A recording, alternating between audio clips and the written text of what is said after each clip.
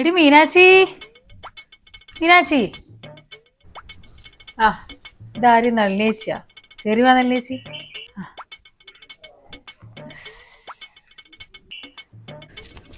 കുറേ ദിവസമായിണേ ഇങ്ങോട്ട് വരണമെന്ന് വിചാരിച്ചിട്ട്. എങ്ങനെയാന്ന് അവിടുത്തെ പണി തീരണ്ടേ? അതിനെന്നപ്പാ മോൻ്റെ ഉള്ളിലാടാ ഉളെല്ലാം എടുക്കൂലേ? പണി ഞാനില്ലാണ്ട് ആടെ ഒന്നും ആവൂലണേ. എല്ലാത്തിനും എൻ്റെ കൈ തന്നെ അത്ത.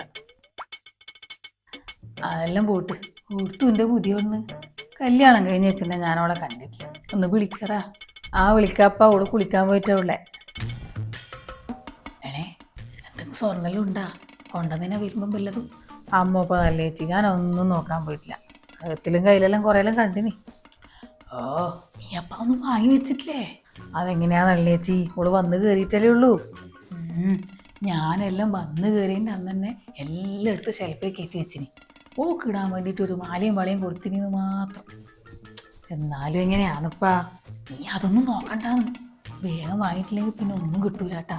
എന്നാ പിന്നെ ചോദിച്ചു നോക്കാല്ലേ? മോളെത്തിയാ? എന്നാ പിന്നെ നിങ്ങൾ സംസാരിച്ചിരിക്കേ, ഞാൻ പോയിട്ട് ചായ എടുത്തിട്ട് വരാം. വാ, ഇങ്ങോട്ട് വാറാ, നോക്കട്ടെ നല്ല ചേച്ചി. അല്ല മോളെ, നീ സ്വർണ്ണൊന്നും ഇട്ടിട്ടേ ഒന്നും കാണുന്നില്ലല്ലോപ്പാ.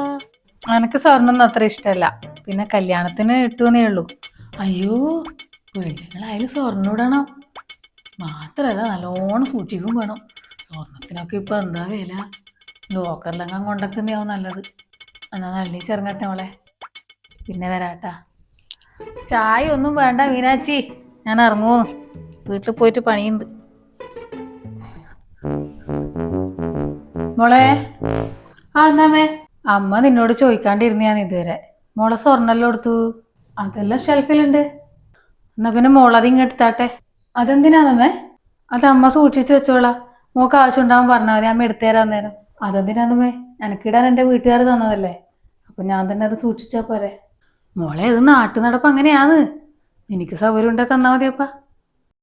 വേണ്ടമ്മേ, അതെൻ്റെ അച്ഛൻ കഷ്ടപ്പെട്ട് വാങ്ങി തന്നെയല്ലേ, ഞാൻ തന്നെ വെച്ചോളാം.